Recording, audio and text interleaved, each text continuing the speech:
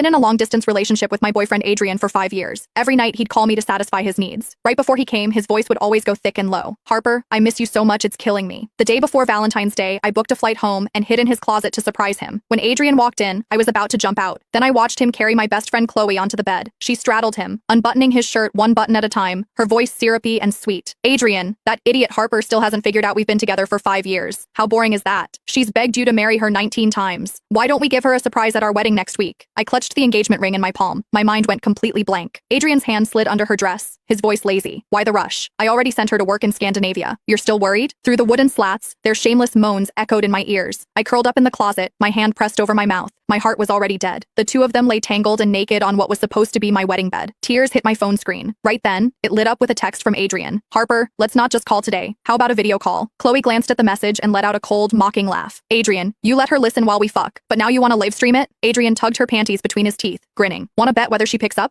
Before I could react, Adrian's video call came through. My hands trembling, I tapped the screen several times before finally hitting decline. One was a man who had once used his life to protect me in earthquake rubble. The other was a woman who had helped me when I faced school bullying. And now, they were having sex on my bed. The scene was too much. So much so, that even after they'd gone through an entire box of condoms, I still couldn't move. Adrian lit a cigarette and slowly turned his gaze toward the closet. Our eyes met. My heart felt like it was being crushed in someone's fist. Adrian blew a smoke ring and smirked. "Harper, you into voyeurism now? How long are you planning to hide in there?" Chloe's face went pale, and she dove under the covers in fright. 3 seconds later, I stumbled out of the closet, my voice shaking uncontrollably. "I wanted to give you a surprise." Adrian sat up leisurely and blew smoke directly in my face. "Surprise? The text notification for your flight booking came to my phone ages ago. What surprise could there possibly be?" He reached under Chloe's dress and pulled out a wet bunny tail, tossing it at me. "Learn something. That's what a surprise looks like." I'd proposed to him 19 times, each time coming up with different creative ways, all to repay him for saving my life. But now, all my efforts had become a joke. "Why? Why would you both do this to me?" Seeing my blank expression, Adrian said flatly, "What? Harper, you didn't actually think you could have me all to yourself, did you? That's pretty selfish. Besides, Chloe moans pretty loud every time I call you. You seriously never heard her? So every time he told me he missed me, he was inside her." I couldn't stop shaking. My stomach rolled with nausea. Chloe pulled on my nightgown and put it on slowly, smiling mockingly. "Harper, didn't you always say you'd share everything with me? You're so busy with work, I was kind enough to help Adrian with his physical needs. Shouldn't you thank me?" I shoved her away violently and grabbed a photo frame, hurling it at her. "Get out! Both of you get out!" Ironically, the photo of Adrian and me in the frame had already been replaced with a picture of Chloe in a bikini. And every day, Adrian would tell me that when he missed me, all he could do was look at my photo. Turns out he meant this kind of photo. A shriek rang out. Adrian didn't hesitate to shield Chloe. The frame struck his temple and blood immediately began streaming down. "Harper, can you stop being crazy? It's not like I'm abandoning you. Not marrying you isn't my fault. Have you really never looked in a mirror and faced what your background is? Chloe and I are just having a wedding ceremony. As long as you don't make a scene, our relationship will never change." I frantically grabbed everything within reach and threw it at them. "Relationship? What relationship?" You can find the full story in my bio. It's free.